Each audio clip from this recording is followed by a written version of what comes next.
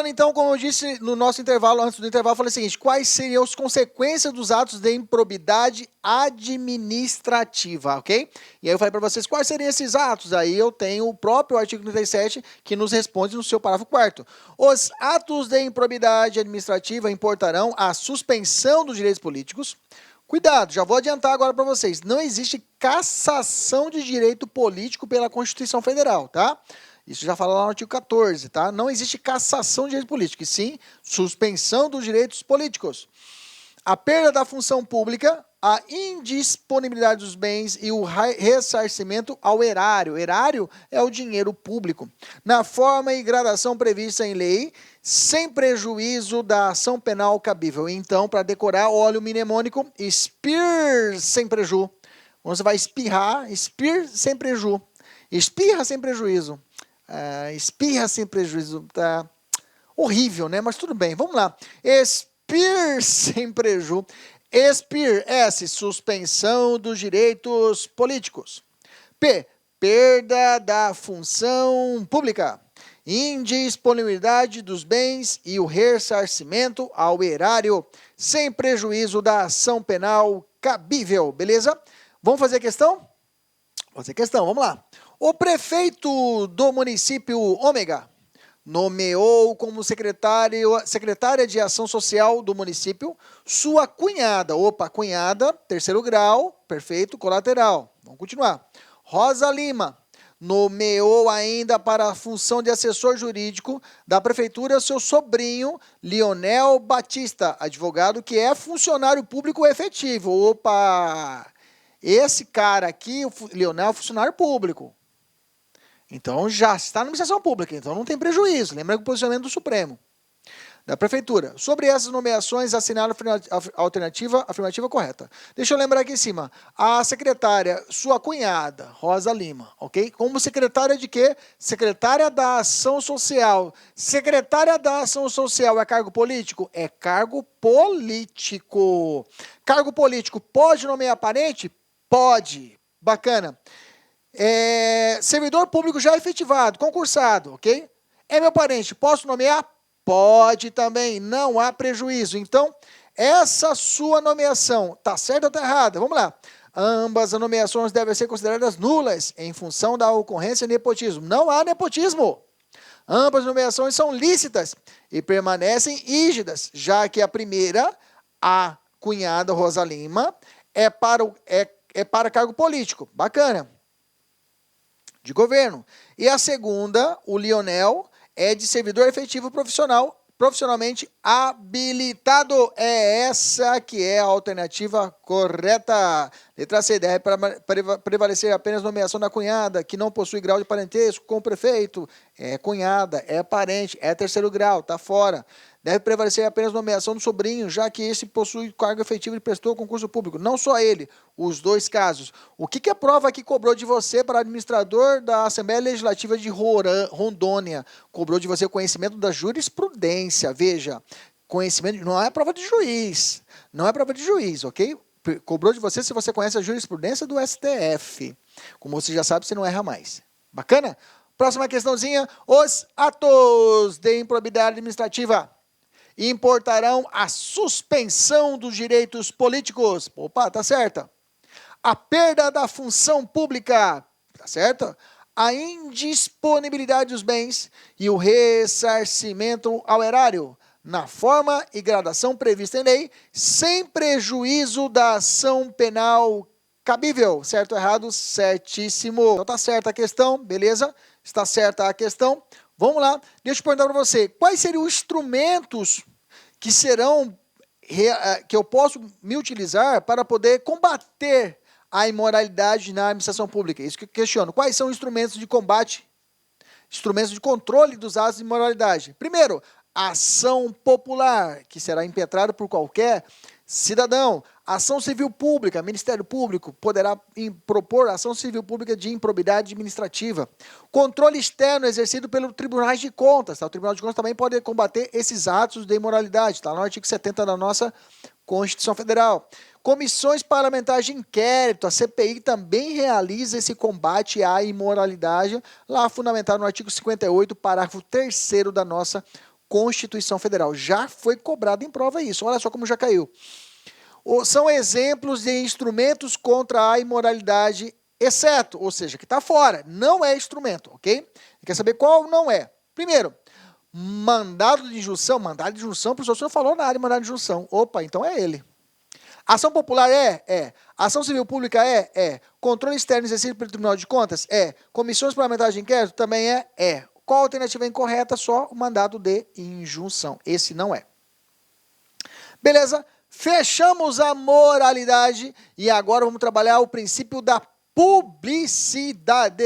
Vamos lá, 1.4, princípio da publicidade. O que traz o princípio da publicidade? Fala assim, qual é a finalidade da publicidade? Primeiro, a exteriorização da vontade da administração, divulgando o seu conteúdo para conhecimento público.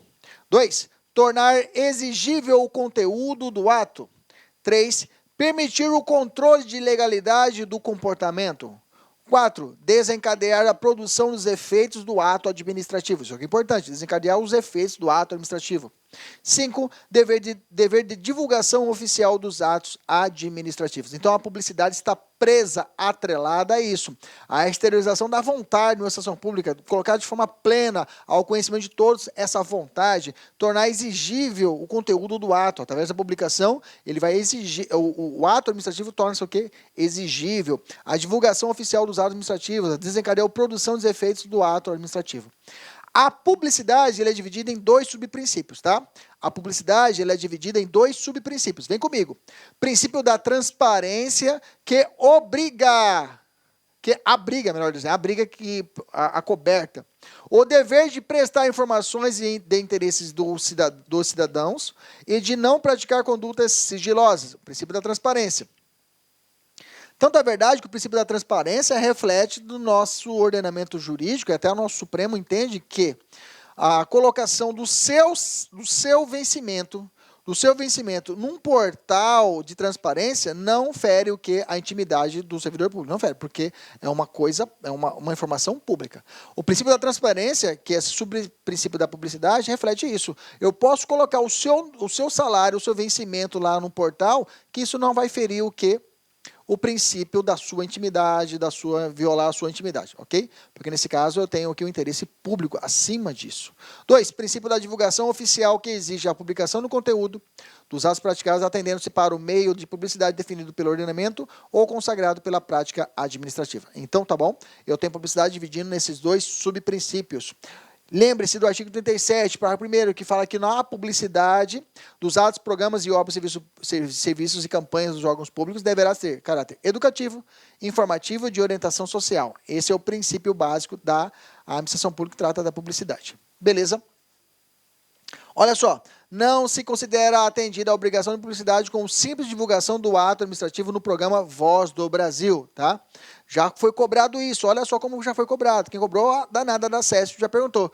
Se falou a mensagem da publicidade, tinha um ato administrativo, foi vinculado na Voz do Brasil, pronto, já está salvo. Não precisa publicar no Diário Oficial da União? Errado. Olha só, a vinculação do ato praticado pela administração pública na Voz do Brasil, programa de âmbito nacional dedicado a divulgar fatos e ações ocorridas ou praticadas no âmbito dos 3 poderes da União, é suficiente. Pronto, já basta para ter-se como atendido o princípio da publicidade. Certo, errado? Errado.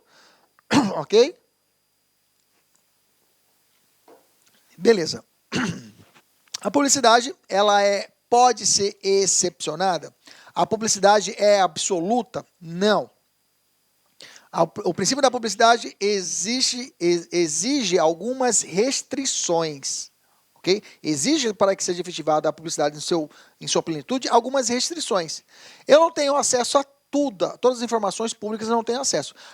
Ao seu salário eu vou ter acesso. Eu posso olhar, deixa eu ver como é que está o salário do meu aluno. Ele vai olhar, eu posso entrar pelo portal da transparência. Mas, por exemplo, algumas informações de cunho pessoal de uma pessoa que está sofrendo um processo judicial ou era vítima de um processo criminal de estupro, por exemplo, eu não tenho acesso. Que corre o princípio do segredo da justiça. Algumas informações de segurança nacional, eu também não vou ter acesso. Ok? Então, existem algumas informações que são restritas. E aí eu tenho a exceção à regra da publicidade e essas exceções caem muito em prova. Vamos lá. Vamos trabalhar as 3 exceções. Primeiro, a exceção da segurança da sociedade e do Estado. O nosso próprio artigo 5º, inciso 33, fala assim: todos têm direito a receber dos órgãos públicos informações de seu interesse particular ou de interesse coletivo ou geral, que serão prestados no prazo da lei sob pena de responsabilidade, vírgula, ressalvadas aquelas cujo sigilo seja imprescindível à segurança da sociedade e do Estado. Inquérito policial, por exemplo. O inquérito policial, ele está constante no nosso Código de Processo Penal e ele recai sobre ele a proteção do sigilo. O inquérito policial não pode ser público, porque ele vai trabalhar o quê? Investigação criminal, ok? Ele vai investigar crimes. Então não dá para poder ir na televisão e falar assim, olha, o delegado ir na televisão e falar, olha, pelo princípio da publicidade, estou dizendo para vocês que amanhã a gente vai fazer uma interceptação telefônica no telefone de 2 traficantes de um crime organizado. Não tem como.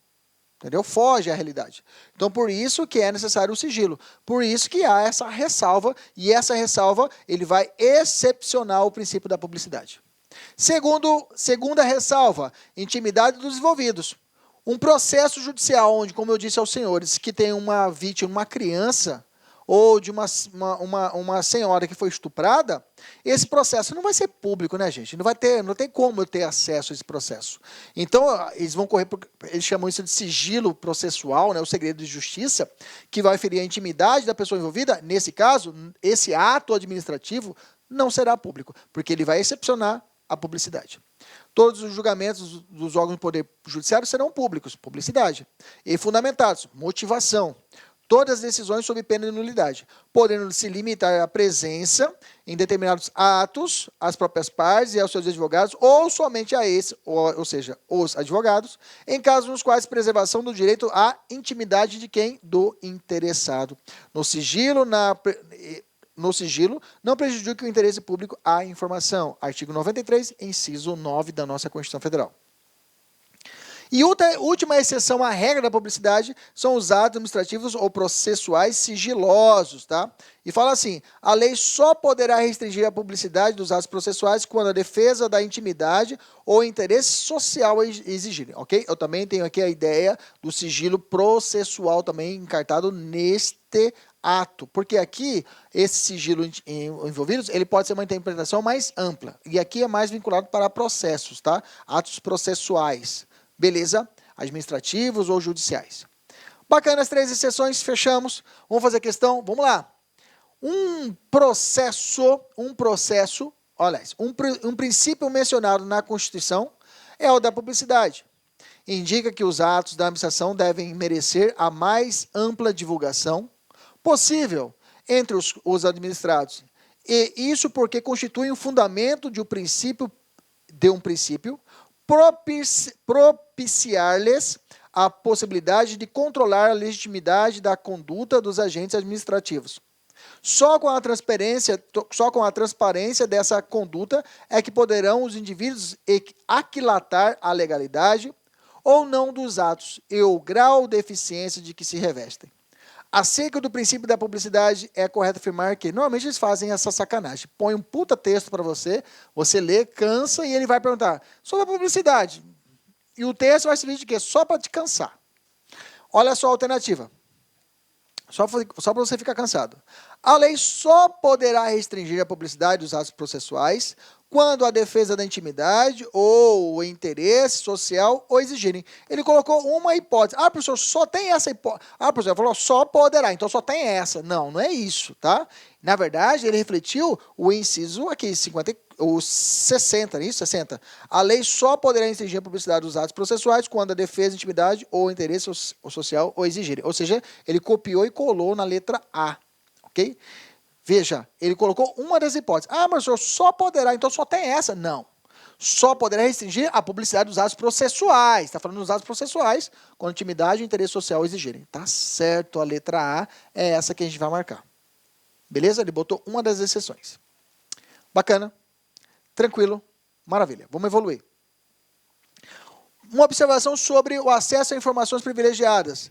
O parágrafo 7º do nosso 37 fala assim: a lei disporá sobre os requisitos e as restrições ao ocupante de cargo ou emprego de administração direta e indireta que possibilitam o acesso a informações privilegiadas. Aí eu tenho a lei de acesso à informação que trata de algumas informações que podem ser sigilosas, ok? Que aí estabelece quem que pode manusear tais, digamos assim, informações. Veja como caiu esse inciso. A lei disporá sobre os requisitos e as restrições ao ocupante de cargo ou emprego da administração pública, de administração direta e indireta, que possibilite o acesso às informações privilegiadas. Essa questão caiu no colégio Dom Pedro II. Dom Pedro II, que é o único colégio, né, de segundo grau que está lotado. Ele faz parte do município, mas é regido pelo governo federal, tá? É um governo, é um colégio estadual, mas quem paga o salário deles é o governo federal, ok? É a União. Então, é um colégio, digamos assim, de ensino médio, mas ele é de cunho federal. É exceção porque está na Constituição Federal. É o único colégio que está na Constituição Federal que fala isso. O colégio Dom Pedro II será regido pela União, ok? É o único colégio que está marcado na Constituição Federal. Beleza? Está certa a questão? Vamos falar mais uma observação aqui. Já disse isso antes lá atrás. Não afronta a proteção à privacidade do cidadão, a publicação, inclusive em sítio eletrônico, mantido pela administração pública dos nomes de seus servidores e do valor correspondente aos vencimentos e vantagens pecuniárias. Beleza? Não fere. Se tiver o seu nominho lá e quando você ganha, não fique triste, que é isso mesmo. Não fere, tá ok? Bacana. Professor, eu sou contra. Pois é, mas o Supremo é a favor, isso cai no concurso e vamos embora. Beleza? Último princípio, eficiência, ok? O princípio da eficiência, como eu disse para vocês no início da aula, ele não veio de fábrica, ok? Ele não veio com a Constituição de 88, ele veio com a emenda 19 de 98, ok? E fala assim, a atividade administrativa deve ser exercida com presteza. Palavra-chave, você viu a palavra presteza, está falando de eficiência. Perfeição, eficiência. E rendimento, eficiência. Buscando maior produtividade, eficiência. Redução dos desperdícios, eficiência, ok? Economicidade é uma palavra-chave quando fala de princípio da eficiência. Cumprimento de metas, palavra-chave que vai falar de eficiência. Avaliação periódica de desempenho, eficiência. A avaliação periódica de desempenho é um critério que foi tratado com o princípio da eficiência. Essa chamada administração gerencial que fortaleceu a construção desse princípio da eficiência na nossa Constituição Federal. Olha só as dicas. Metas, criação de agências executivas, viu, gente? A criação de agências executivas, ela advém do princípio da eficiência. Estágio probatório, a exigência de ter realizado um estágio probatório para servidor público, 3 anos, né? Estágio probatório, para conseguir a chamada estabilidade, a posteriori a isso. E para os magistrados e promotores de justiça, 2 anos, que vai chegar à sua vitalicidade após isso. Otimização de relação custo-benefício. Duração razoável nos processos administrativos. Gente, isso aqui é eficiência. Avaliação especial de desempenho. Possibilidade de criação de agências executivas. Ficou repetido? Ficou repetido. Aqui, está errado. Duração razoável do processo judicial. Está repetido de novo. Parcerias público-privadas, ok? Essas duas aqui estão repetidas. Parceria, para poder firmar mesmo, para você não errar. Parceria público-privada. Quer ver a questão? Vamos fazer a questão? Vamos ver como é que caiu. Olha só. Fica de costa aqui para você, tá? Olha só. Um administrador público está preocupado com a qualidade do serviço prestado aos cidadãos e busca, por meio de sua liderança, motivar os servidores para que realizem suas atribuições com presteza e perfeição. Presteza e perfeição. Olha só que maravilha. Está dando dica do que ele quer. Exigindo resultados positivos e economia dos recursos. Pronto, resultado, presteza e economia. Pô, cantou a pedra para você qual o princípio que ele quer, não é isso? Viu a sacada? Ficou fácil? Fica fácil, olha só. Exigindo resultados. A justa preocupação desse administrador está amparada no seguinte princípio constitucional da administração pública. Cai muito em prova isso, viu? Eles te colocam o conceito de pergunta qual é o princípio. Qual o princípio que é esse daí? Princípio da eficiência. Muito bem. Mais uma questão, e essa aqui é de você. Vou tomar uma água enquanto isso.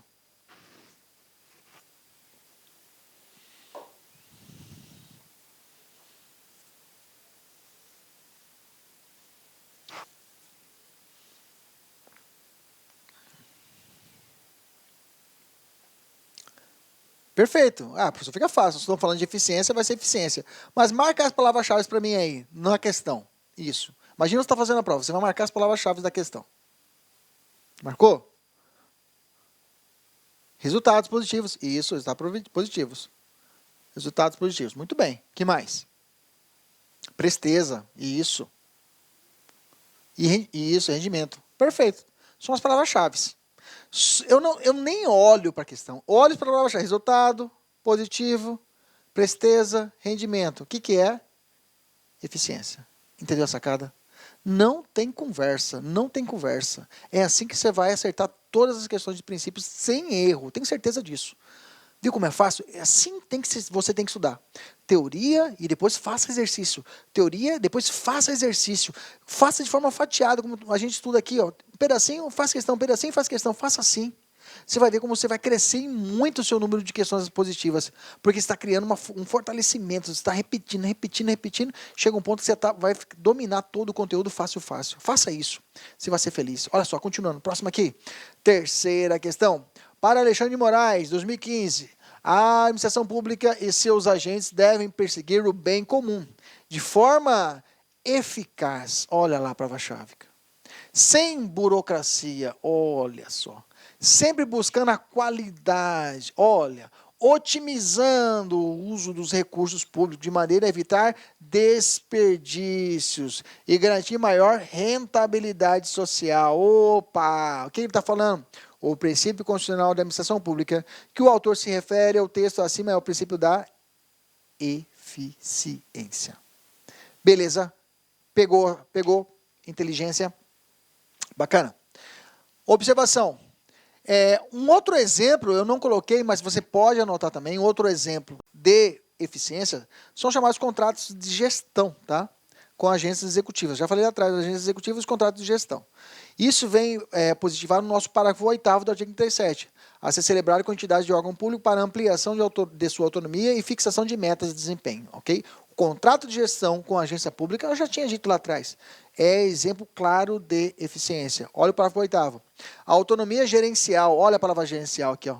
A administração gerencial, essa é a característica dessa administração que trouxe o princípio da eficiência para a nossa Constituição Federal. Fala assim, orçamentária e financeira dos órgãos e entidades da administração direta e indireta poderá ser ampliada mediante contrato. Qual contrato? Contrato de gestão. A ser firmado entre seus administradores e o poder público, que tenha por objeto a fixação de metas de desempenho para órgão ou entidade, cabendo à lei dispor sobre, aí vem 3 incisos, o prazo da contratação, duração do contrato, os controles e critérios de avaliação de desempenho, direitos, obrigações e responsabilidade dos dirigentes e a remuneração do pessoal. A agência executiva tem essa função, ok? E aí eu tenho essa questão pesada, mas é fácil. Olha só, e na verdade o examinador ele adora fazer isso, ele copiar e colar o texto constitucional. Por isso que a gente tem que ler a Constituição. Por isso que a gente faz aqui, tem o prazer de abrir a Constituição e marcar as palavras-chave. Olha só. A autonomia gerencial, orçamentária e financeira dos órgãos e entidades da administração direta e indireta poderá ser ampliada mediante contrato a ser firmado entre seus administradores e o poder público. Está copiando a Constituição.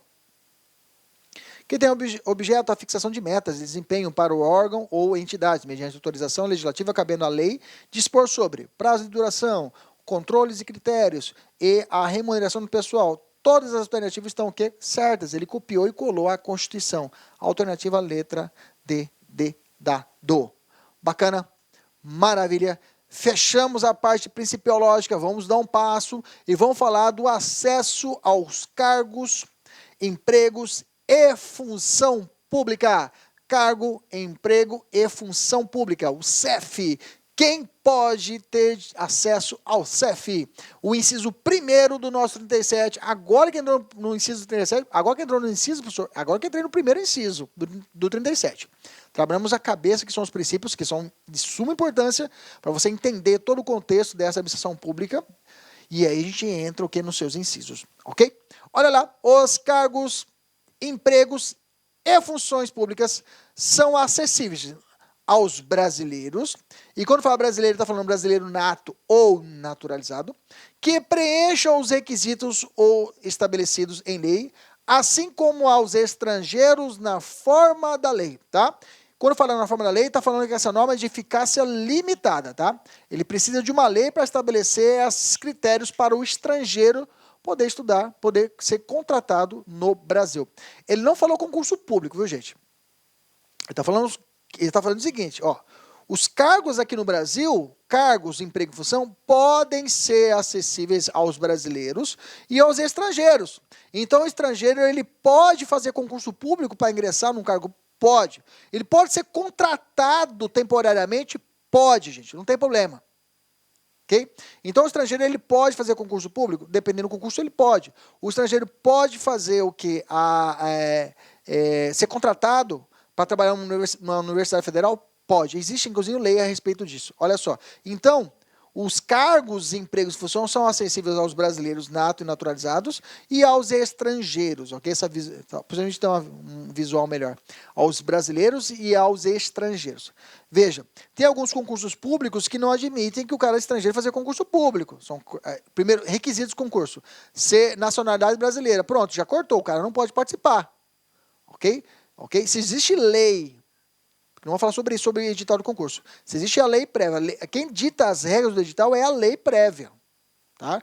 Quem dita as regras do edital futuro é a lei prévia. Se a lei prévia estabelecer que tem que ser nacional, o edital só vai refletir isso. Mas o estrangeiro tem acesso no Brasil a um cargo, a um emprego, a uma função? A resposta é sim. Dependendo do cargo, emprego e função. Ok? Mas a resposta é sim.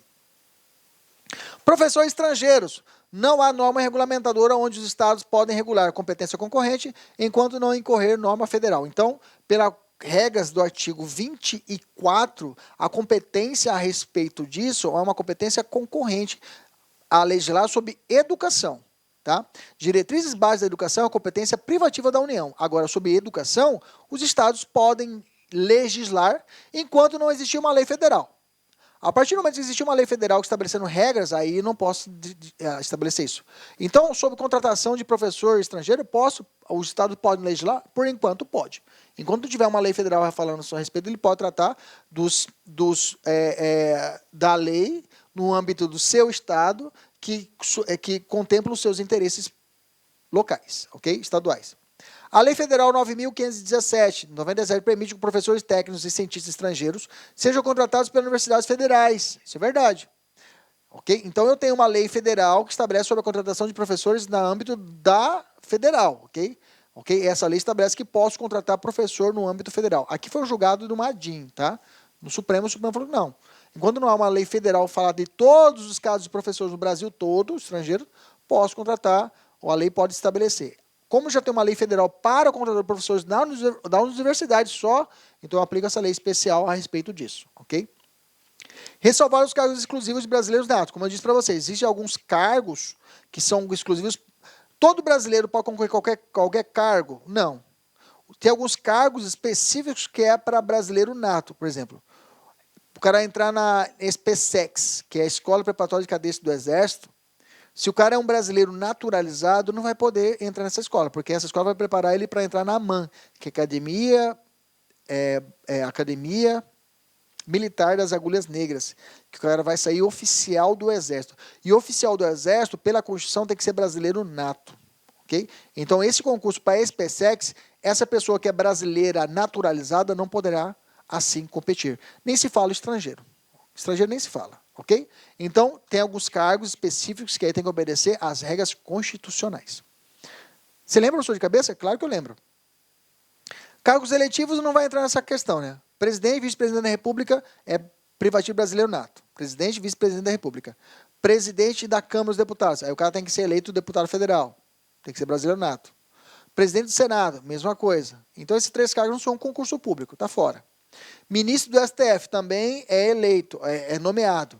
Tem que ser brasileiro nato. Aí embaixo, carreiras diplomáticas. Carreira diplomática tem que fazer concurso, tem que fazer Instituto do Rio Branco. Aí tem que ser brasileiro nato.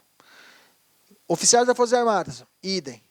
Tem que fazer concurso público. E ministro do Estado de Defesa. Também esse não, esse é indicado, é nomeado, não precisa de concurso público. Então, só 2 cargos de concurso público precisam ser brasileiros natos. Oficial da Força Armada e carreiras diplomáticas. Beleza? Vamos fazer a questão. Os cargos, empregos e funções públicas são acessíveis a todos os brasileiros e a todos os estrangeiros residentes no Brasil. Não, a lei não fala isso, a Constituição não estabelece o quê? A necessidade de residência no Brasil para concorrer a um cargo público, ok? Fique atento a esse ponto. E aí a gente vai falar de um tema que é a nossa vida. A nossa vida, 24 horas, principalmente a minha, que eu trabalho com isso, já tem quase 12 anos que eu trabalho com concurso público. Tenho muitos amigos aí que já são concursados, hoje são, como você é meu amigo aí de telepresencial, logo nós teremos de online, logo nós teremos amigos aí, já somos amigos nessa caminhada, mas logo você vai ser servidor público, vai poder trocar figurinha. Professor, já passei no concurso aqui, vem aqui na Paraíba para uma festa aqui da minha posse, eu vou, só convidar eu vou. Vem aqui no Rio Grande do Sul, eu vou, pode chamar que a gente vai, dá um jeito para a gente poder ir, para poder apertar, dar um abraço em você e te dar um parabéns pela sua aprovação, que a gente ajudou você na sua caminhada. Então, o concurso público, temos que saber de cor e salteado quais são os requisitos, porque eu trabalhei com muito cuidado essa parte de concurso público. Aprofundei na matéria mesmo em poder trabalhar a parte constitucional que nos interessa e o posicionamento do Supremo, principalmente para o concurso público. Beleza? Então aperta o cinto aí, agora é Power Clean. Vamos do inciso 2 até o inciso 3 e inciso 4, trabalhando no concurso público, tá? Então a realização de concurso público é um imperativo em outros dos princípios da isonomia, impessoalidade, moralidade, ok? Isonomia não é um princípio só da administração pública, que nós já falamos do 37. Legalidade e meritocracia, tá? Meritocracia também não é um princípio estampado, tá? Meritocracia também não é um princípio estampado, mas é um princípio que fundamenta o concurso público. Então, se eu puder extrair todos eles, o principal é a impessoalidade, ok? Impessoalidade e moralidade. Legalidade, meritocracia, minimizando os riscos de contratações baseadas em preferências pessoais ou interesses ilegítimos, tá? Ilegítimos, ok? Beleza? A ideia é essa. A ideia é ter a pessoa que realmente, o concurso público, ele busca selecionar aquele mais bem capacitado para assumir aquele cargo. A gente busca o melhor, entendeu? Por isso que as provas são difíceis, que ele quer aprovar, realmente ele quer aquela pessoa melhor preparada para o concurso público. Ok? Beleza? E aí eu tenho já o inciso 2 de cara falando o seguinte: a investidura em cargo ou emprego público depende da aprovação prévia em concurso público. Vamos lá em cima. Investidura em cargo ou emprego público. Você viu aqui função pública? Não viu, né? Não existe concurso público para função pública. Crava isso daí. Existe concurso público para cargo ou emprego público. Beleza? Continua. Concursos públicos de provas ou de provas e títulos. Ok? O que a gente pode tirar? Existe concurso só de provas? Sim. Existe concurso de provas e títulos? Sim, pode existir. Existe concurso só de títulos? Não existe concurso só de títulos. Fique atento. Não há. De acordo com a natureza e a complexidade do cargo ou emprego, na forma prevista em lei. Ele traz uma ressalva. Tem gente que pode entrar pela janela. Não precisa fazer concurso público. Não de forma ilegal, que a Constituição permite, tá? Quem que a Constituição permite? Nesse inciso 2, ressalvadas nomeações para cargo em comissão, declarados em lei de livre nomeação e exoneração. Professor, essa aqui é a única exceção onde a pessoa não precisa fazer concurso público para assumir um cargo público? A resposta é não. Existem outras exceções que agora eu vou apresentar a vocês. Mas, por enquanto, grava cargo em comissão. Nesse ponto, questão, vamos lá. A investidura em cargo ou emprego público depende de aprovação prévia em concurso público, de provas ou de provas e títulos, de acordo com a natureza e a complexidade do cargo ou emprego, na forma prevista em lei, ressalvadas nomeações para cargo em comissão, declarado em lei de livre nomeação e exoneração. Perfeitamente, a prova copiou e colou o inciso 2 do artigo 37. Vamos lá, olha só, Ou seja, já disse isso. Não há concurso público para funções públicas. Concurso deve ser de provas ou de provas e títulos. Não há concurso só de títulos. Ok? Exceção, nomeação para cargo em comissão, declarado livre exoneração. Nomeação e exoneração. Professor, tem outras hipóteses? Tem outras hipóteses. Vamos jogar aqui. Eu tenho 8 hipóteses onde a pessoa não precisa fazer concurso público, que ele vai exercer um ministério público, um cargo público ou função. Vamos lá. Primeiro, cargo em comissão que eu acabei de falar, tá? Livre nomeação e exoneração. Professor, entre mais em detalhe, eu vou falar de cargo em comissão, depois eu falar de concurso público. Tenha paciência, tá? Por enquanto, só fique com essa informação que eu disse para você. Livre exoneração e livre nomeação. Função de confiança, igualzinho aqui, tá? Seus ocupantes ingressam mediante ato unilateral de nomeação e não por meio de um procedimento, de um concurso público. Ou seja, é um ato unilateral do administrador para esse futuro para esse futuro concursado, para esse futuro servidor. Beleza? Em lato sensu. Ok? Terceira, contratação de temporários, tá, gente? Nos termos do artigo 37, processo seletivo simplificado, tá? Professor, só que acontece que há alguns estados, municípios, eles exageram na contratação temporária. Porque a temporária existe requisitos, não é bagunçado. Necessidade temporária, até fala temporária e excepcional. O problema é que o professor já tem 10, tem um professor, um tio meu, que tem 10 anos de estado fazendo só contrato. Não é excepcional, já virou regra. Ok?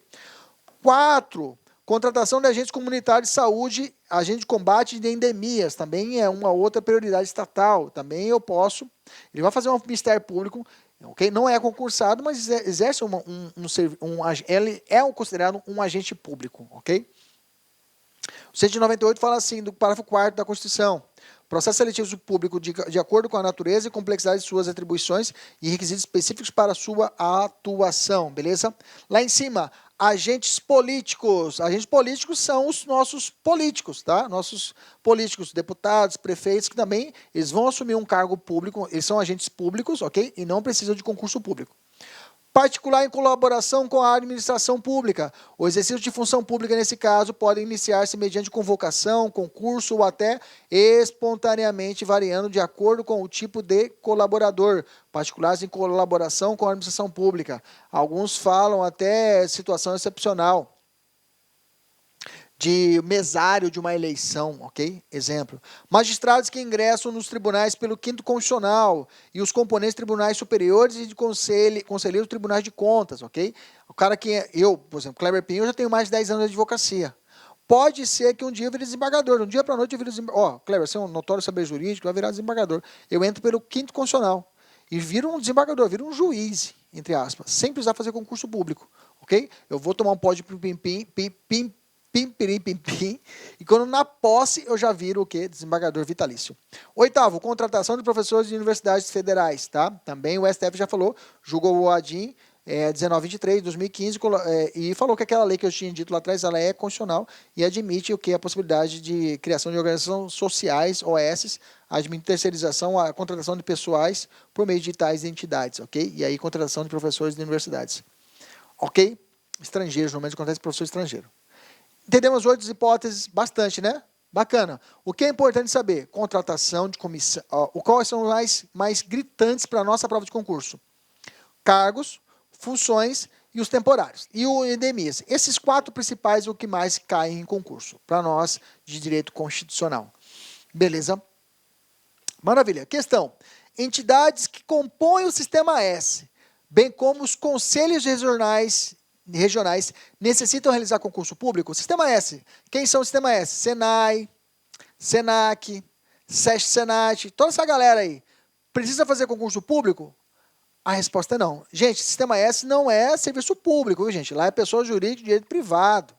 Tá? Lá é pessoa jurídica de direito privado. Tá? Não é, lá tem toda a característica de serviço público, mas não é serviço público. Ok?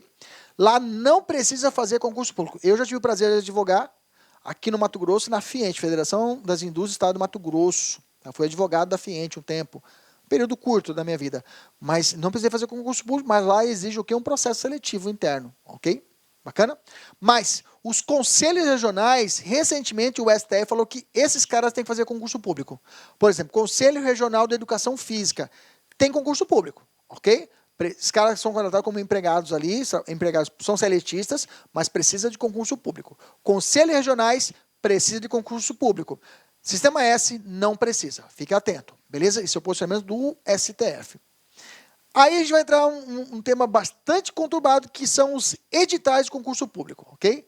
Edital de concurso público. Como é que funciona esse trem, professor, editais? Vamos lá. O STF, ele tem considerado legítima a fixação de critérios de admissão para o ingresso na administração pública, desde que atendido 2 requisitos, tá? Eu já disse, já cantei a pedra lá atrás. Para que exista uma exigência no meu edital, necessariamente tem que existir uma lei prévia. Primeiro ponto é esse. Eu disse para você, no edital fala que tem que ter nacionalidade brasileira, o edital. Necessariamente eu tenho que olhar para trás e ver se a lei que regulamenta aquela profissão, por exemplo, a lei que autorizou aquele concurso, se aquela lei, ela tem como requisito primário a nacionalidade brasileira. Para ser policial estadual, tem que ser, na lei fala, no estatuto. Estatuto da Polícia Civil, Polícia Militar do Mato Grosso. Para ser policial militar, é necessário ser nacionalidade brasileira. Pronto. No edital, eu vou só dar um Ctrl+C e Ctrl+V. Vou copiar. O edital não pode inventar moda. Não tem na lei, e começa a criar moda. Por exemplo, teve um concurso esses dias que exigiu que a pessoa tinha que ter todos os dentes da boca. Ok? Tinha que ter todos os dentes da boca. A lei anterior existia isso? Tinha essa lei? Não tinha lei, então foi jogado inconstitucional. O edital não podia inventar moda. Então, o Supremo falou, olha, para criar um critério especial, primeira coisa, tem que ter lei prévia e aquela profissão que vai ser realizada exige, ok? Exige atribuição, exige uma qualidade especial. Por exemplo, idade do concurso público. É muito questionado, idade mínima e idade máxima. Precisa? Precisa. A atividade policial, por exemplo, eu preciso ter, o cara tem uma idade mínima e uma idade máxima, ok? Então, esses 2 requisitos devem ser obedecidos rigorosamente. Olha o julgado, falando assim, julgado de 2017. Os requisitos do edital para ingresso em cargo em emprego ou função pública devem ter, por fundamento, lei em sentido formal e material, ok? Lei, formalmente falando, lei não pode ser um decreto, tem que ser uma lei, uma resolução, tem que ser lei mesmo. Okay? Material, ou seja, dentro dela tem que estar todo dizendo os requisitos para o edital. Editais de concurso público não podem estabelecer restrição a pessoas de tatuagem, salvo situações excepcionais em razão de conteúdo que viole os valores constitucionais. Eu ia falar isso lá na frente, mas vou voltar aqui atrás, já vou adiantar. Então, um edital, ele vai estabelecer as regras que tem que ter uma lei anterior. Exemplo, o cara tem tatuagem, vai fazer policial civil, não pode fazer concurso público. Não, pô, não é isso. Ok? Pode ser que a pessoa tenha uma tatuagem, e essa tatuagem não fira o quê? Direitos e valores constitucionais. Aí tudo bem. Então o edital não pode inventar moda. Não pode criar isso no edital. Agora o cara está fazendo um concurso para polícia militar. E tem um puta palhaço tatuado na perna. Um palhaço, ponta a ponta, no Coringa. Se você não sabe, na linguagem dos criminosos, das grandes organizações criminosas, a da imagem de um palhaço, ou do Coringa, por exemplo, significa que esse cara é matador de policial. Aí não dá, cara. Eu vou colocar um matador policial para ser policial militar? Esse cara vai ser barrado. Aí tudo bem. Aí violou princípios constitucionais. Aí não tem como. Mas o digital não pode limitar o cara por causa simplesmente ter uma tatuagem. Tem que ter uma lei prévia que estabeleça isso antes. E mesmo se tiver uma lei, se essa lei, entendeu? A tatuagem não pode ser inventada da cabeça. Agora, se essa tatuagem fere direitos constitucionais, aí não tem como. Beleza, a tatuagem. Não ia nem falar da tatuagem agora, esse slide está perdido, mas já me ajudou. Vamos responder essa daqui, vamos lá. Com o objetivo de recompor os quadros da Polícia Militar do Estado, o governador autorizou a abertura de concurso público para preenchimento de 200 cargos que se encontravam vagos. Isso é muito comum, né? Ao elaborar o edital do referido concurso, a Polícia Militar do Estado, a despeito da inexistência de disposições nesse sentido, ou seja, não tem. A despeito, ou seja, não tem. A despeito, ou seja, não tem lei em sentido nesse sentido. Ou seja, não tem lei, ok? E não existe. Que inclui entre os requisitos para a ocupação do cargos da altura mínima de 1,75 para homens e 1,65 para mulheres, ok? Então, inventou moda. Se o edital inventar moda, pau nele. Não pode. É nulo. Ok? Assim que publicou o edital, você tem um direito para você recorrer desse edital. É possível. Você questionar o edital. Só ler lá no início do edital, lá tem as questões a respeito disso. Bacana? Considerando o quanto disposto na Constituição da República, bem como a jurisprudência do Supremo Tribunal Federal, a exigência feita se mostra legítima. Legítima. Não, pô, tá errado. Na medida em que se mostra razoável quando analisadas as atividades inerentes aos cargos que se busca preencher através do concurso público que está sendo realizado. De um lado, tudo bem. Pode ser que seja, mas tem que ter lei previamente. Tem que ter lei. Pode ser que aquela atividade necessita, mas tem que ter lei previamente. A questão está errada, que não houve sentido de lei informal. Beleza? Evoluindo. 2007, prova antiga. Exame psicotécnico pode ser exigido em público, concurso público, desde que assim preveja o edital. Não, errado, tá? Ok? Desde que assim preveja o edital. Errado a lei preveja, ok? O edital. O que está errado essa questão aqui? Vamos de novo aqui. Exame psicotécnico pode ser exigido em concurso público desde que assim preveja o edital. Não, não preveja o edital. Olha só, aqui a gente não falou, esse slide está perdido, mas tudo bem. Na verdade, não tem edital. Na verdade, o que tem que prever é a lei. A lei que antecede tem que prever. Na verdade, está mais para frente essa questão, tá? Bom, vamos lá. Deixa eu falar um pouquinho da idade limite. Já falei lá atrás, mas deixa eu falar um pouquinho da idade limite. Agora eu volto a falar do psicotécnico, tá, gente? Olha só a idade limite. O STF tem súmula já a respeito disso, tá, gente? A súmula 583 do STF fala assim: o limite de idade para inscrição em concurso público só se legitima em face do artigo 7º, inciso 30 da Constituição, 30 fala de discriminação, da Constituição, quando possa ser justificado pela natureza das atribuições do cargo a ser preenchido. Nós falamos lá atrás, beleza? Natureza do cargo, mas tem que ter lei prévia, perfeito? Não é admissível por ato administrativo restringir em razão da idade de inscrição em concurso público, em concurso para cargo público. Não é admissível por ato administrativo restringir em razão da idade a inscrição em concurso público. Ato administrativo não pode, tem que ser lei em sentido formal. Então, somando as duas em termino supremo, eu tenho que ter lei em sentido formal, nós já falamos isso, em material, e além disso, a atividade tem que exigir. Bacana? Olha só como caiu essa questão em 2018. Suponha que editar o concurso público para preenchimento de cargos de provimento efetivo no âmbito da administração direta de determinado estado estabeleça limite de idade para inscrição no certame. Certo indivíduo cuja inscrição foi indeferida, administrativamente em caráter definitivo em função do referido limite, impetra mandado de segurança, é o instrumento correto, com vistas a assegurar sua participação sob o fundamento de ser inconstitucional a exigência editalícia em questão. Beleza. Nesse caso, considerado o disposto na Constituição Federal, bem como a jurisprudência do STF, na matéria, o mandado de segurança é, em tese, cabível, por se destinar à tutela de suposto direito líquido e certo. Olha só, te cobrando o conceito de mandado de segurança. Perfeito. Não amparado por habeas corpus ou habeas data. Bacana. Lesado por ato de autoridade pública. Mas, porém, contudo, entretanto, todavia, no mérito será improcedente, se o limite de idade estiver previsto em lei e puder ser justificado pela natureza das atribuições do cargo a ser preenchido. Pau! Os dois requisitos certinho. Fechou. Resposta corretíssima. Perfeito? Agora sim, deixa eu falar do exame psicotécnico. Olha só. O súmula 24 fala assim, só por lei. Lá na questão falava edital, não é isso? A questão estava errada porque falava edital. E a súmula vinculante do STF fala assim, só por lei, então não é edital, se pode sujeitar a exame psicotécnico à habilitação de candidato a cargo público. Beleza?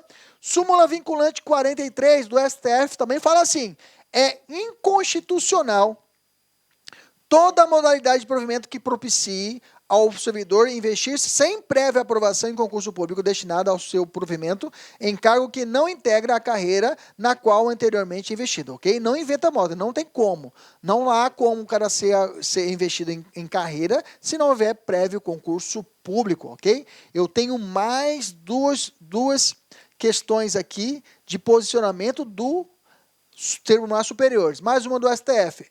Veto sem motivação. Súmula 684. É inconstitucional vetar, cortar, não motivado, ou seja, não dizer o porquê que eu cortei aquele candidato, a participação de candidato a concurso público. Não posso vetar, cortar o acesso do candidato a um concurso público se eu não disser o porquê que eu vetei, ok? É inconstitucional. Eu tenho que dizer por que o cara não vai poder fazer concurso. Ah, não pode porque ele não cumpriu as regras. Ah, não pode porque não quero. Não pode. STJ, comprovação de diploma ou habilitação. O diploma ou habilitação legal para o exercício do cargo deve ser exigido na posse e não na inscrição para o concurso público. Por exemplo, o cara vai fazer o concurso público para professor da federal e exige o título de mestrado, ok? O cara vai fazer a inscrição, vai fazer toda a prova e lá na posse, ó, ele vai e junta, ó, tá aqui, ó. Nesse período eu estava estudando, terminei o mestrado aqui agora. Lá na posse ele pode comprovar. Não é exigido na fase da inscrição. Beleza? Vamos fazer uma questãozinha para a gente fechar esse bloco. Olha só. Assinale a alternativa que não contempla pela jurisprudência simulada do Supremo Tribunal. Aí que foi sacana, tá? Aqui o examinador, ele foi sacana. Prova para quê? Auditor. Tudo bem, a prova um pouquinho mais alto nível. Ele falou assim, você leu as súmulas do Supremo e do STJ que falam do concurso público? Ali. Já entendeu todas? Entendi. Você consegue diferenciar quais são o Supremo e quais são no STJ? Não, então você vai tomar pau, porque ele cobrou isso daí. Eu falo, qual dessas aqui está na lista aqui, dessas alternativas, que não é do STF? Aí foi sacana. Aí foi o examinador preguiçoso. Ok? Quais desse aqui não é do Supremo? Se a gente voltar nas nossas questões aqui, só tem essa aqui que é do STJ, que é a súmula 266, que fala sobre a diplomação ou documentação só deve apresentar na posse e na inscrição. Aí, o que nos resta aqui é a letra C. Beleza? Deixa eu te perguntar. O judiciário, ele pode... eu posso entrar com uma ação contra uma questão do concurso público? Ou um módulo de correção dessa questão? O judiciário pode interferir nesse módulo de correção de uma questão no concurso público? Sim ou não? Vamos dar um intervalinho, depois do intervalo eu volto e te respondo essa questão. Um abraço, até mais. Tchau, tchau. Clique lá.